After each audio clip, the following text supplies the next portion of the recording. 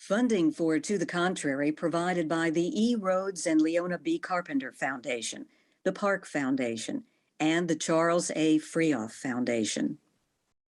This week on To the Contrary, ageism and sexism. That's what many women in Congress say are the reasons behind the calls for Senator Dianne Feinstein to resign. Others say it's all about judges. Then, why do women still do the bulk of the housework even when they're the top earner in their household?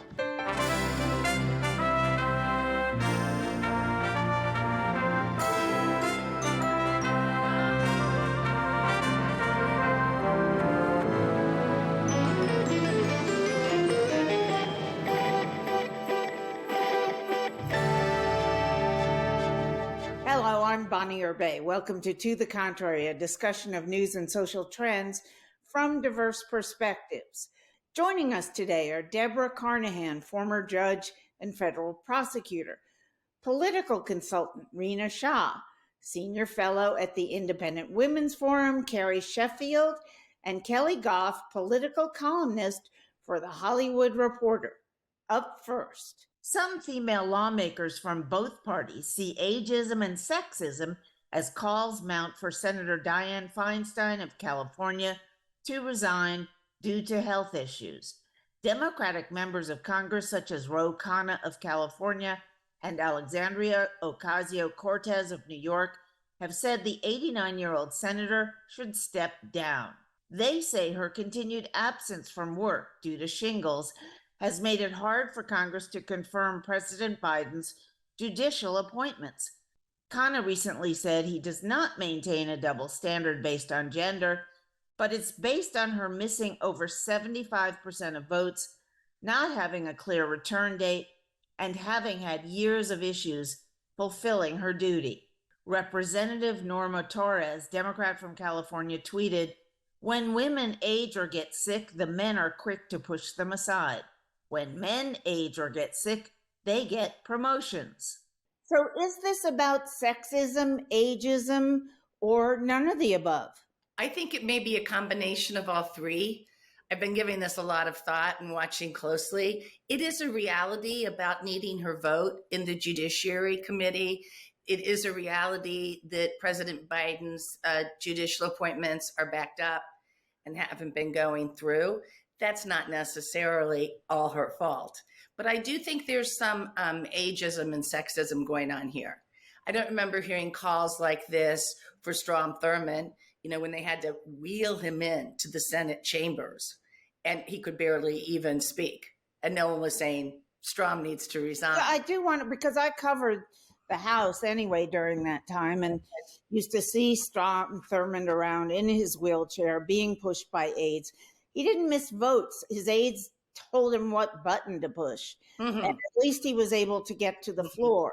Mm-hmm. So, I mean, I would agree with you completely up until finding out about that she is blocking the Democrats from making their judicial appointments. And that is extremely important. It really is. The other thing I just wanted to say briefly, it's shingles, right? It's something that's not permanent, not life-threatening, and she needs some time off to recover, just like any other senator would from a surgery or anything else. So she's going to have to make that decision. Obviously, no one else is going to be able to make it for her. Yeah, I think it's really time for her to do the right thing and go. This is just far too long to be absent in any sort of private workplace. If you try to work from home for way too long, what does leadership do and say? They say, well, that's not possible for you. So to try to represent the people and not be in the chamber and miss this high a percentage of votes, I think this is serious. And I don't see the gender layer here. I see it simply being about age. And sure, call me ageist for a moment, but I think it's a real big problem when the average retirement age in the United States is 64. And here you've got a woman that's on the door of 90. And to me, it's just not right. It's not in keeping with the times. But there's a balance here, Bonnie. The real question is, how do we not become a gerontocracy while still preserving and having a balance to keeping people who have real experience in these positions? That's the real question here. And I do hope she does the right thing and steps aside, because it's not only a disservice to her party, it's a disservice to all Americans, and to particularly to Californians. Well, I have a lot of personal empathy because my mother has battled shingles, and hers actually became something that was fairly chronic. And I had no idea that it could be something so debilitating. So my heart goes out to her. I will say, however, though, again, I'll probably get in a lot of trouble for this and wanting to be empathetic and not sound ageist. Here in New York, we actually do have age limits for retirement, mandatory retirement ages for our state judges. So at age 70, they're forced to resign. Now, that's actually just recently, there's been a new law introduced to try to revisit that issue, because a lot of the jurists who are approaching the age of 70 don't like that. But I have to tell you that a lot of the supporters of that law have actually been people who are older, who say that, look, the data is what the data is. The only drivers more dangerous than teenagers are drivers who are senior citizens. Why don't we have a mandatory age for retaking your driver's test? It's because the most reliable voters are senior citizens. So the conversation we're now being forced to have about her as an elected official is one we're having at sort of every level in this country. It is a terrifying thought to know that there were Supreme Court justices who were so old they couldn't sign their own name, but their clerks were actually maneuvering to keep them on the courts because there's no mandatory retirement age. So I think if you can have it for state judges in New York, we should be having a conversation about having mandatory retirement ages at the judiciary level, on the federal level, and also when it comes to elected officials. And I think she's going to push that conversation forward, this debate. Well, why would you want an age level as opposed to an ability level? For example, Strom Thurmond didn't miss votes, or didn't miss many of them. Should have, though. His aides just took up, took his stance. They knew where he was going to come out on things, and consulted with other Republican Party higher ups at the time. And so there was no impact on the Republican Party and its power at the time. Whereas here with Feinstein, she may not be as old as he was, but she's not able to fulfill her position. Isn't that a difference? We already have a mandatory age requirement to run for president. You have to be 35. And yet no one says that that's ageist, even though young people are actually one of the fastest growing demographics, right? No one calls that ageist. So why can't we have this conversation about having, on the other end of the spectrum? The other thing I would say too is voters didn't elect Strom Thurmond's aides. They elected Strom Thurmond. And so I think there should be a conversation about if the person who has actually been elected by Republican voters, Democratic voters, voters in a general election can't do their job. We should be talking about that, because like I said, it was really terrifying to know that a lot of the people making the sweeping decisions from our federal judiciary were not the judges themselves. You do age out when you're a federal judge at age 70, I believe. There's a reason why we don't want our representatives or our senators to leave, even as they may need more help from their aides, because everything in Congress is about seniority, the party in power and seniority. And so, it's a lot when you lose somebody that's been there for years and has worked their way up in seniority. Carrie, let's get you in here. What do you think? Obviously, you're not a supporter of her politics, but if she were a member of your party, what would you say to the higher ups about whether she should continue or not? She kind of reminds me of Ruth Bader Ginsburg, who refused to retire, and then she passed away with Donald Trump as the president. Whereas if she'd retired under a Democrat, then the progressives could have a progressive on their seat. I think that was a strategic failure on the progressives' part to not successfully urge her to step down. But I'm happy with that outcome. It seems a little bit sketchy to me. So I was looking at the website for the CDC about shingles. And I am just full disclosure, I had my first case of shingles. I hope I never have it again last year. It doesn't really happen to younger people very often, but I was tested positive for the virus and it was painful, but it only lasted about 3 weeks for me. And the CDC says that it typically lasts only about 4 weeks, and we're coming on 8 weeks for her. So that to me suggests that her body is not at the level of immunity where she can function unless she can come back, I think, fairly soon. I would be asking a lot of questions. But again, I'm fine as long as these judges don't get approved.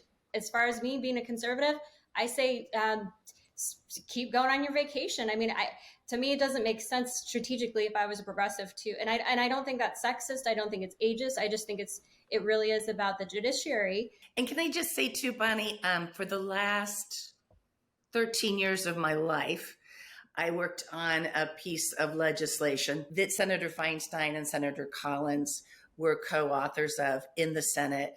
I had great experience with her staff, with her office, even speaking with the senator a few times about it. So yes, you do rely on your aides, but as long as your aides are still helping you, I think that's a big thing to say. It's not all about the votes. So the other thing I would like to say is this is a slippery slope. Let's use the example of Steve Scalise when he got shot in Alexandria, which was a horrific Republican House member. Absolutely. But I don't know that I heard anybody out there, and I don't know how long Steve was out, but I mean, he was hurt pretty badly. So were there cries for him to resign because he was shot practicing baseball with the Republican colleagues for the baseball game? So, it's a slippery slope when you start saying, well, she's been gone enough. Allow me to jump in here as somebody who covered the Supreme Court for more than a decade. That he doesn't vote, the House members don't vote on nominees to the judiciary at any level, district court, circuit court, or the Supreme Court. I mean, why not just have capability if you miss X, if you cause the Senate not to take up X numbers of appointments by a sitting president, goodbye. Why not something like that? I mean, it shouldn't be a blanket anything. There are very few of them, but there are 90-year-olds who run marathons. Yeah, Bonnie, I think this is a really important point. It's about cognition. I'm a really big believer in age is just a number. I love having friends across the generations, and I never feel like, oh, I'm younger than somebody or I'm older than somebody. It's all about how we feel. But these are people that receive our taxpayer dollars. And Feinstein has this incredible legacy of what she's done as a younger woman in an elected position. I just think she should reflect on that and think to herself, what am I doing now? Am I in touch with what the constituency wants? There was a viral video of Sunrise Movement members, young climate activists, going and talking to her about what they cared about, and she just couldn't care less. And now look, it's really important to keep these people in check. The people that receive our money to do a job, and that's to be our voice in Washington on the biggest issues. And if we have driver's license tests, I'm somebody who believes that we need driver's license renewal tests more frequently in the state. I really think it's time to get more serious, to not just have the conversation, but to push for change, because Gen Z was a big part of how Joe Biden got into the White House. And the Dems need to be talking to themselves and saying, what are we doing here? Are we reflecting the values of our caucus? To me, this doesn't have to be so partisan. It's literally about reflecting the values of the people you represent and the party you're saying you're a part of. Yeah, I agree. I agree with what Rina said as far as Joe Biden. I think Joe Biden, honestly, has been pushed so far left. You look at the statements he made as a younger man versus what he says today. I don't believe it's actually what Joe Biden believes, like on abortion, for example. Younger Joe Biden said that abortion is a tragedy. He said, I don't believe it's a right. And now you have him believing in abortion on demand almost to birth. You have him saying things, on welfare that people should work. And now he's saying you don't have to work for welfare. You see him earlier being wanting to prevent crime, and now he's supporting people defunding the police. So I think it's very interesting. Unfortunately, I, as someone who's conservative, I would have loved to see Joe Biden, and I believe he was elected because people wanted to see a more moderate version of governance in the White House. And instead, what they're getting is this Trojan horse where he's being pushed around by his younger aides. But wait a minute, Carrie. I mean, politicians change their views over time. Political parties shift. I mean, the Republicans were the anti-slavery in the 1860s. So, and the Democrats were pro-slavery. So what you're saying, I mean, people do change over decades. They change their opinions. It doesn't mean they're lying when they get older. Well, first of all, to clarify, Republicans still believe that slavery is evil Well, and that's wrong. good. That hasn't changed. Thank you for clarifying that. I was just going to say, though, Carrie, I think you made a really compelling case that Joe Biden's cognitive ability is better than some people think it is, because I feel like we went from a conversation about cognition to political expediency. And so I think there is an interesting conversation about which changes were made, to Bonnie's point, because it's politically expedient, which I think is unfortunate, but that's a different conversation with someone not being, still with it. I think that's the formal medical term. This is an astounding fact. According to the Los Angeles Times, Dianne Feinstein's net worth is $58.5 million. And I just think that's so problematic and frankly, just dirty to me. Public servants shouldn't be getting rich off of being in public service this long. And yet we see it. We see it across the aisle. Now, of course, much can be said about insider trading. That's a whole nother conversation about what members of Congress should be doing beyond the Stock Act, right? And what they should be limited. But 58.5 million, I'm ready for public servants to go back to being the entrepreneurial types, get in, solve a problem, and get out. It's just far too long to be in office and get that wealthy after being in office that long. All right, here we go. From women in Congress to women at home sharing chores. The share of married couples in which the man is not the sole or primary breadwinner has fallen dramatically since the 1970s, but women are still more likely to be in charge of cooking, cleaning, and caregiving. That's according to data from Pew, which has been tracking this for decades.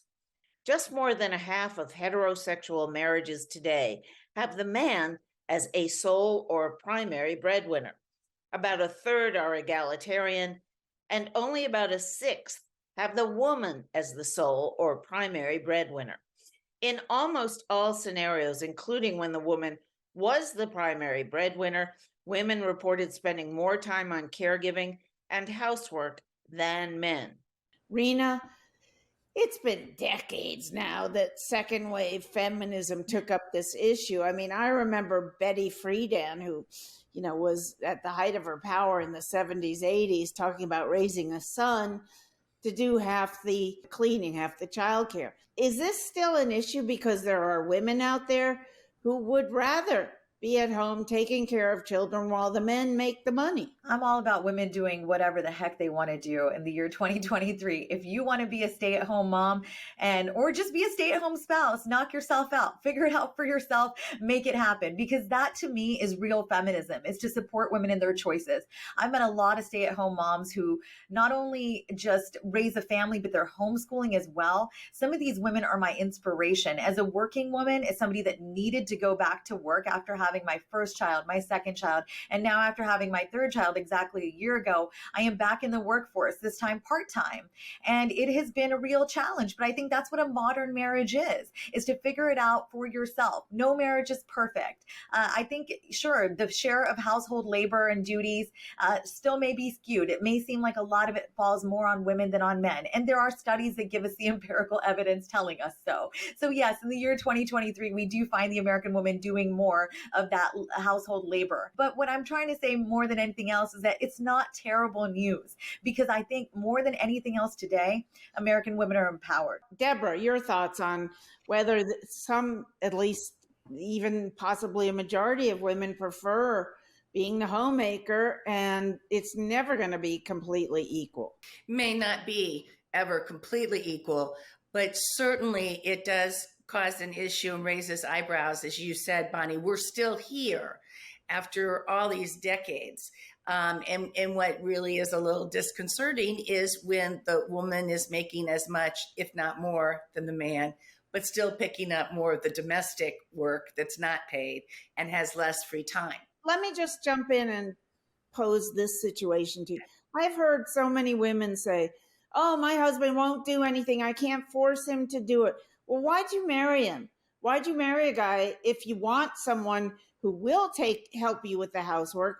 Why did you marry somebody who won't? Yeah, that was going to be my next point, which was a lot of this needs to be worked out between a woman and a man, or, Right on. whoever. You need to work it out beforehand. But in this case, we were talking about women and men.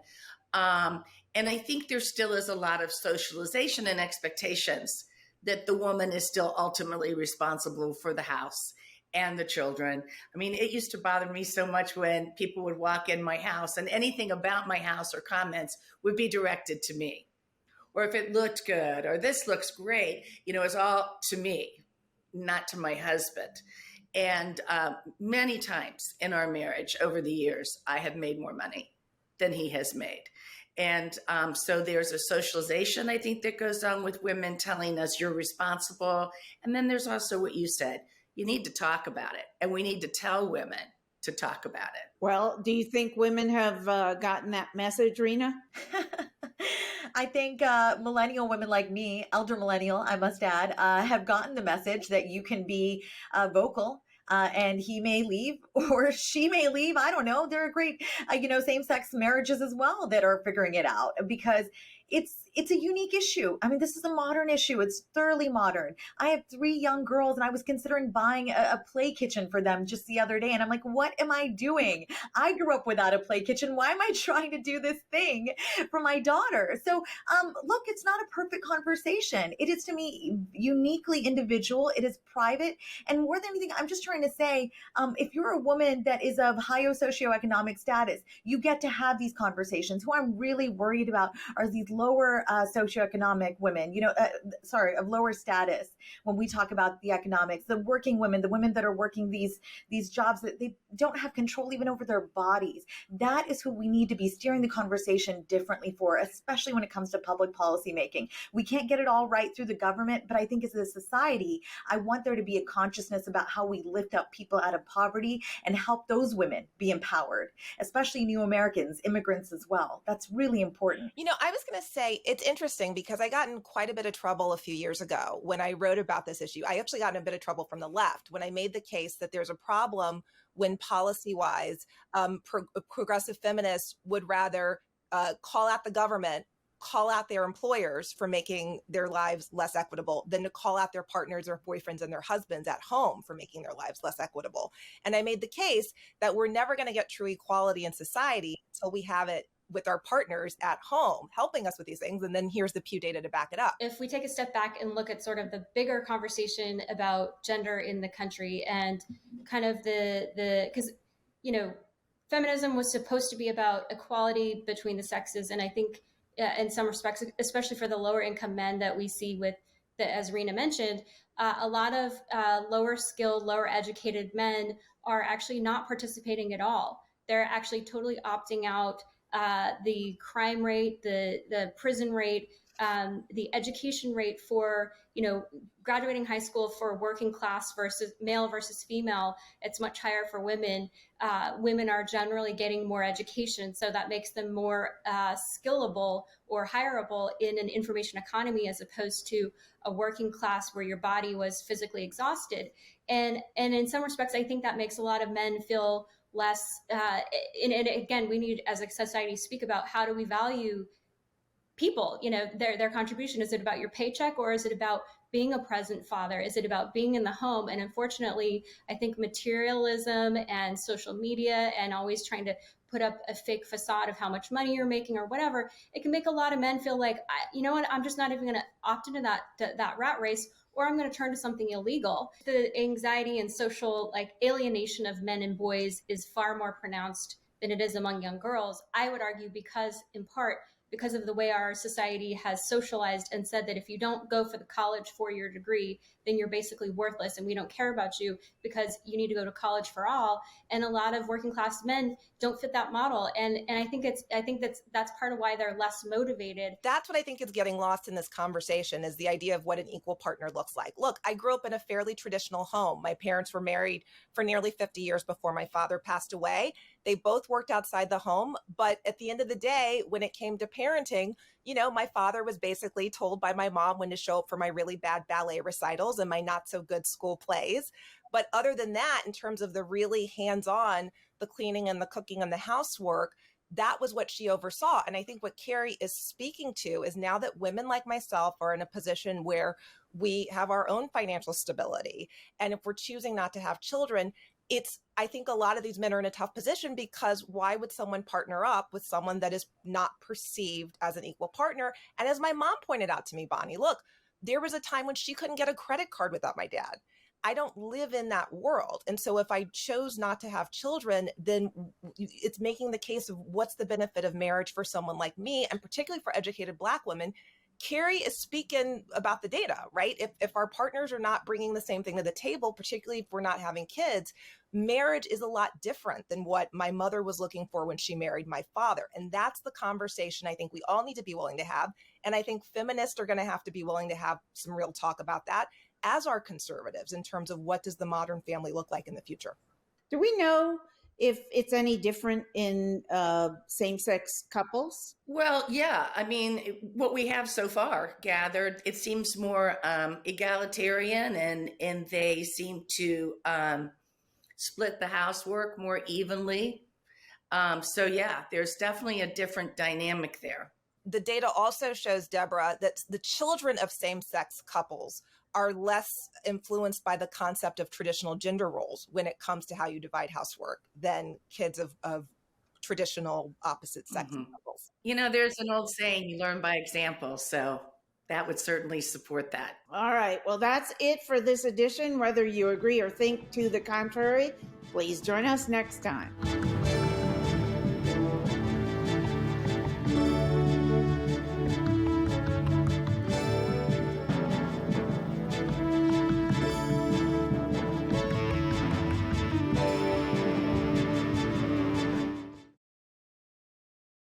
Funding for To the Contrary provided by the E. Rhodes and Leona B. Carpenter Foundation, the Park Foundation, and the Charles A. Freoff Foundation. For a transcript or to see an online version of this episode of To the Contrary, please visit our PBS website at pbs.org/To the Contrary. You're watching PBS.